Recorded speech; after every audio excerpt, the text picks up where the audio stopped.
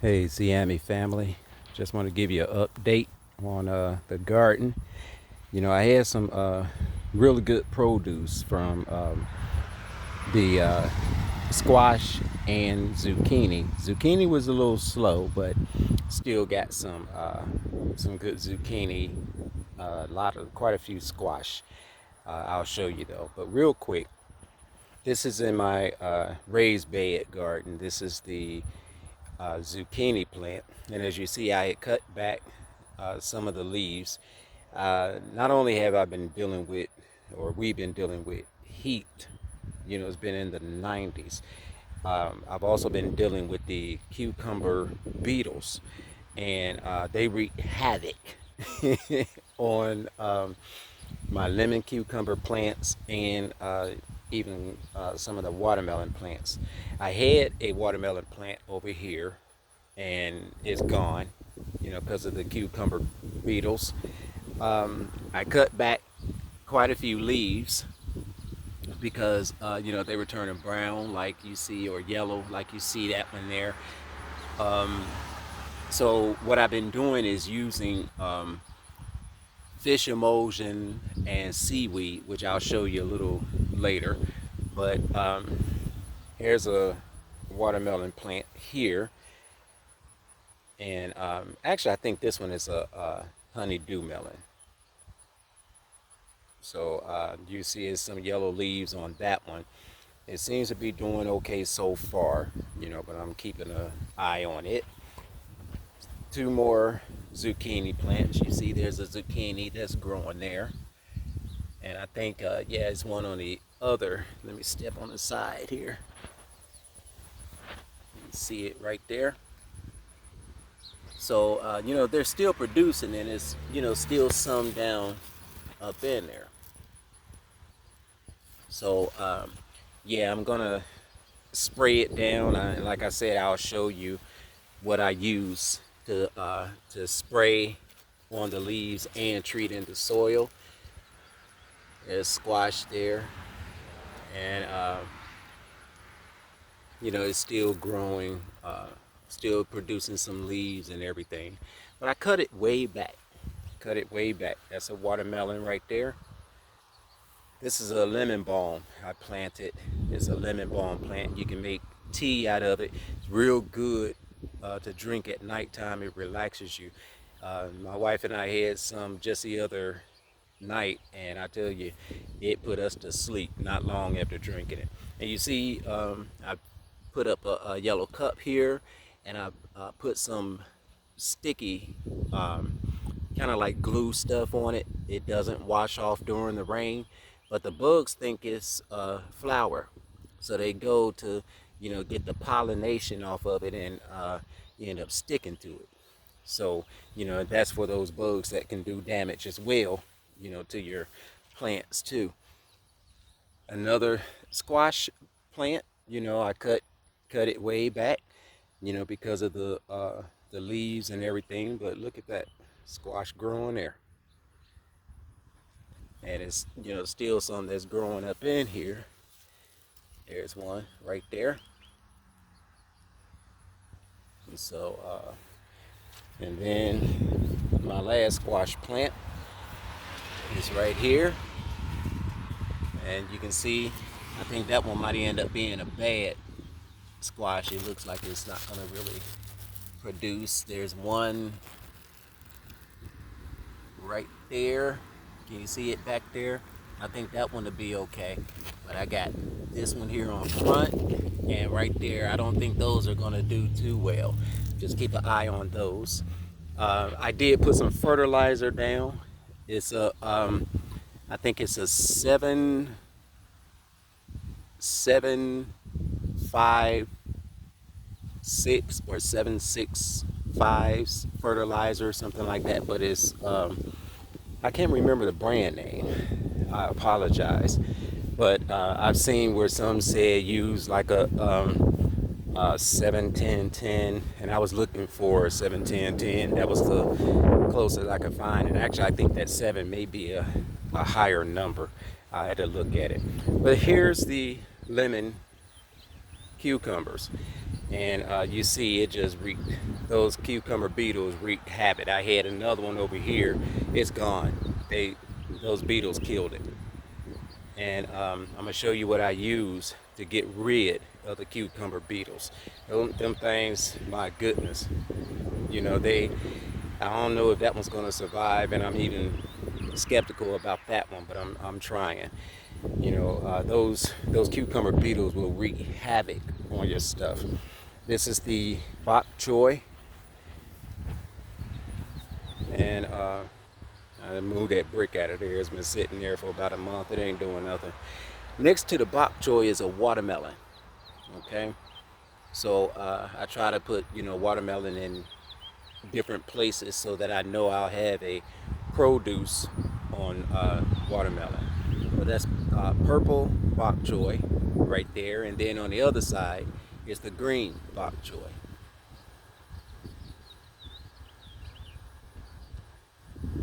So that's the green bok choy right there, and as you can see, they're doing real good. Okay, and we got cups here. You see, it's catching all kind of bugs there. Cucumber plant right here. That's cucumber, so it's doing good. And you see the leaves there, you know, so I'm gonna have to spray those leaves.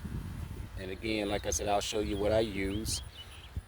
And of course, the sweet potato plants, you know, just can't wait to see what the harvest will be like on these. You know, really anxious. Remember the marigolds? That's the marigolds, and right next to it is okra. So the marigolds, you know, are looking real good, and okra, you know, they're growing awesomely, awesomely. So, you know, I picked probably a total of so far about seven, maybe seven okras, and on the inside in there, if you all remember, I had in those two barrels, well, that bag there and then that barrel, I had honeydew melon, and of course cucumber beetles got to it. So I put some cucumbers in those two barrels there, the bag and the barrel. And the type of cucumbers, they're called Beit Aleph. Yeah, Beit Aleph. Bet or Beit as in house, and Aleph as in strength, strong man, ox, sheep head, ox head, sheep head. So those type of cucumbers, they're supposed to grow and not really needing any pollination.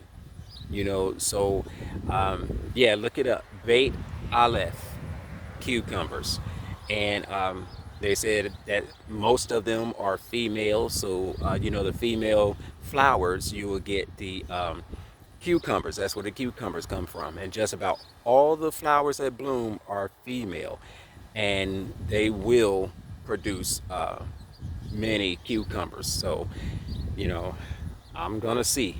I'm gonna see. Then in that black bucket right there, what did I put in there? I have a lemon cucumber. So I'm gonna try the lemon cucumber there and see how that works. My tomato plants, you can see, you know, I got one tomato right there. And you know, for some reason, I just hadn't really had a good year, maybe the last couple of years with tomatoes, but I think I may have some help going here, and I'm gonna show you what I mean. These tomato plants, as you see, you know, got a lot of brown on them. Even though they're, you know, growing real good, there's still some brown leaves, right? There's that one was smaller than the stick that I had. So that I had there. It was much smaller than that stick. So you see how it's looking now. But look at these.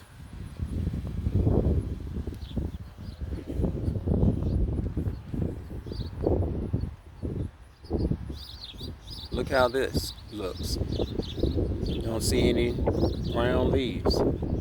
Maybe it's a little tip, brown on the tip there. But look at that. I mean, it looks healthy. Looks much better than the other tomato plants. You still see a little brown. I'm gonna tell you what I did. When I planted these three, that one, this one, and this one, what I did was I dug the hole, nice sides, and I slanted the tomato plants down inside the hole. So I put it a little deeper than I did my other tomato plants. Kind of explain to let you know what I'm saying. The other tomato plants from there, on down, all I did was took them out of the container and just stuck them in the ground, straight up, and buried them. These three, and I did it just kind of experimenting to see, and the experiment is showing me that it's doing real good. I laid it down in the hole, then I started covering it up, and then I just slightly bent it up so that it would grow up. And I finished, putting dirt around it. And as you see, it looks a whole lot better. Now, why I did that? The thing is, along the stem of the tomato, you see the little hairs there? Those will actually shoot off roots. Okay? So when you lay it in the ground, when you dig the hole and you lay it down and start covering it, and then bend it slightly for it to grow up, well, as you lay it down in there and cover it, those hairs begin to produce roots. They just start growing roots, which means it's deeper and it's more healthy for the tomato. So that's why these tomatoes are looking a lot better than my other tomatoes. So that's what's going on. Okay, so here's my Swiss chard. This is the multicolor Swiss chard, also known as rainbow. That's the orange color. See if I can get a better shot of it right there. That's the orange, and that's the red and white. Red and white again. Then the red, white, right there, and then yellow or orange, and I think that one's red and yellow down there. So those are doing good. I picked some Swiss chard already. These are my cabbages, and yeah, I got them in nets. You can see the cabbage there. That's purple cabbage that's growing there. And where's that other one at? Right there. That's a purple cabbage. Okay. Now the reason I have it in a net because of all the little worms. Look at this.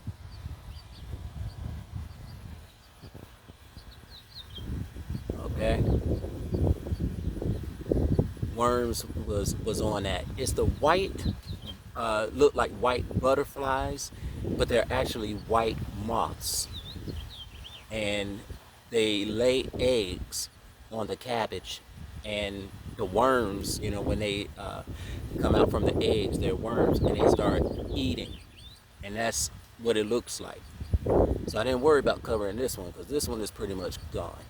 Okay, they started on that one, but I sprayed some Monterey BT on it.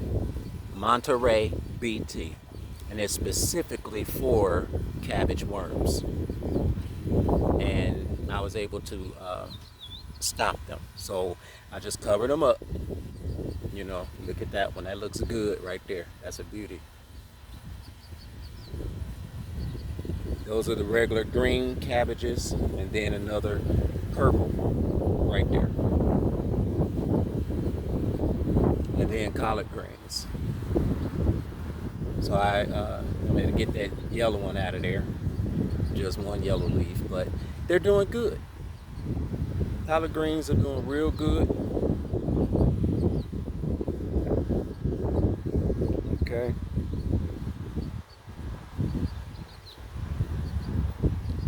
So I've already picked a few, not many, but picked a few collard greens. And like I said, Swiss chard. I picked some Swiss chard. So, you know, I'm really excited about, you know, the produce so far.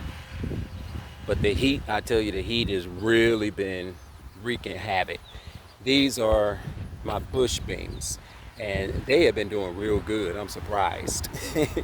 You know, they've been hanging in there, and you see that they got some brown leaves on them as well. Okay, and I'm gonna spray them later this evening. You know, when the sun and everything goes down, and the Russian kale. You know, we've been eating good off the Russian kale. The sun went in, so that gives you a better shot, a better look at it. And it's still producing beans. Okay, so let me take you over here to what I have in pots. All right, these are my onions right there.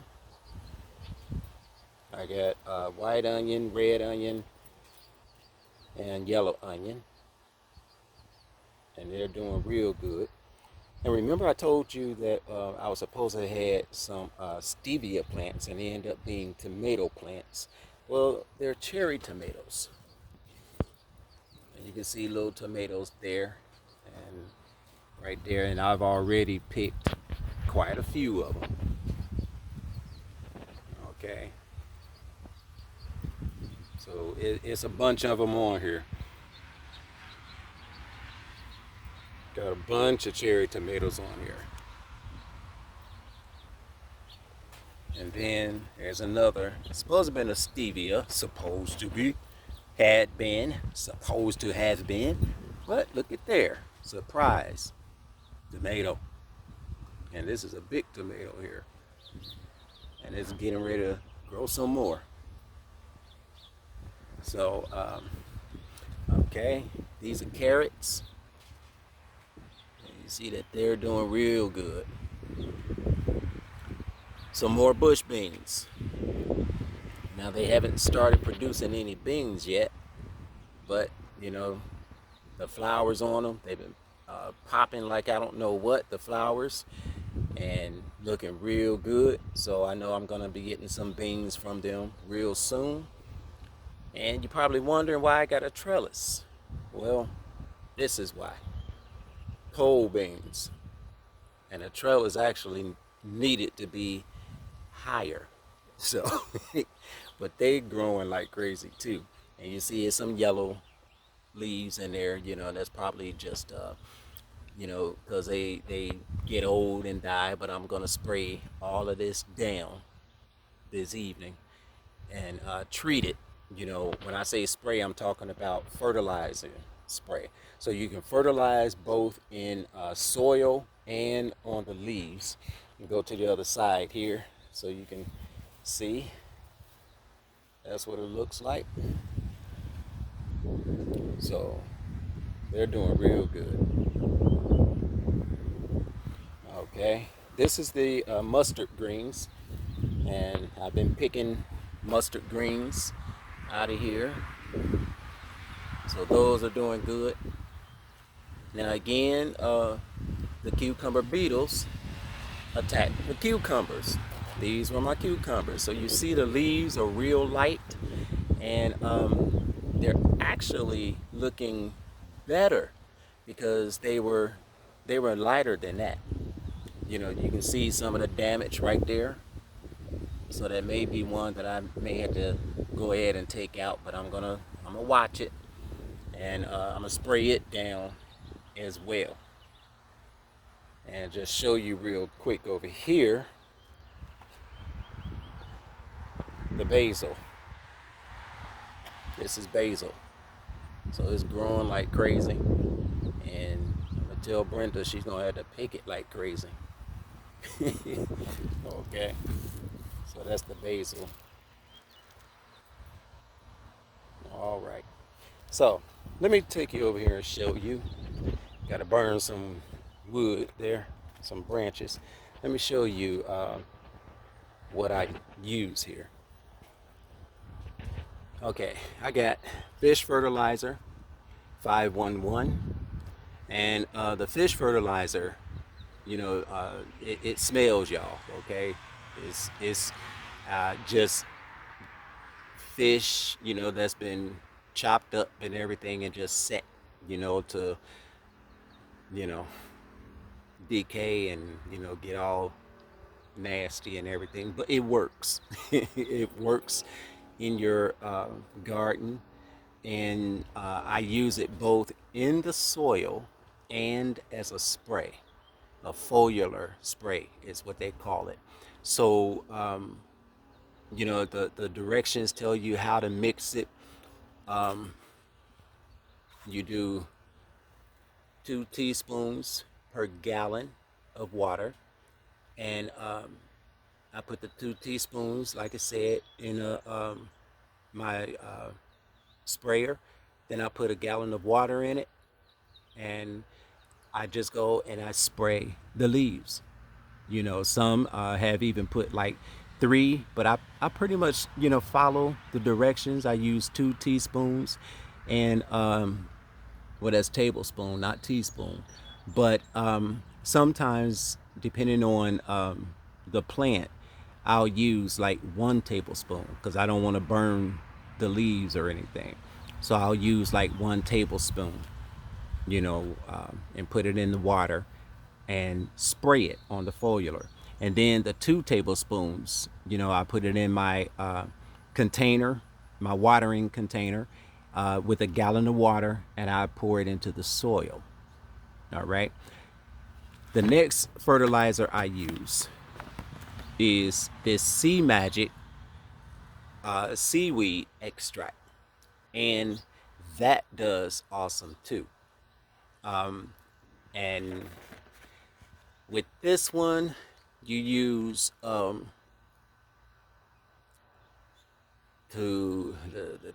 you mix the whole packet. You put it in a gallon jug, and that 1 gallon jug will be your concentrate. Okay, so as you see it right there, it'll be, this is your liquid concentrate. Get this whole packet here, and you just put it in a gallon jug. It's a concentrate. Then when you get ready to use it on your plants, if you're going to use it in your 2 gallon container, then what you want to do, it says,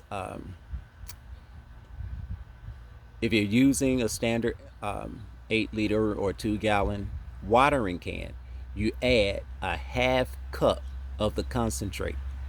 So that's what I do. I put a half cup in my 2 gallon watering container, and I pour it into the soil. And you can use both this Sea Magic seaweed and the fish fertilizer, to put it into your soil. And also you can use both of them as a foliar spray. And the foliar spray, I would use like maybe a quarter of a cup of the seaweed, and put that in with the gallon of water, probably like a gallon and a half, something like that.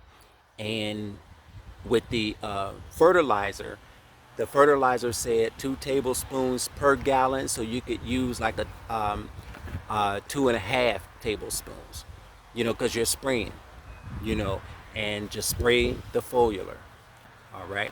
Now, as far as the cucumber beetles, the neem oil, it does work, but it takes long, to really kill the cucumber beetles.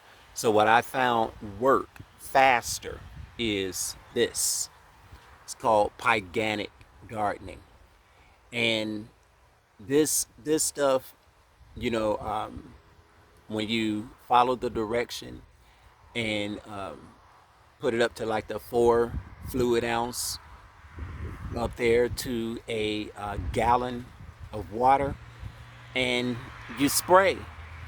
And of course, do all your spraying during the evening so that, you won't burn the foliage or anything, but do it during the evening or early morning. As far as the bugs are concerned, it's best to do it early morning because that's when they are active. So when I say early morning, I'm talking like 6:30, 7 at the latest, because you want to do it before the sun comes up.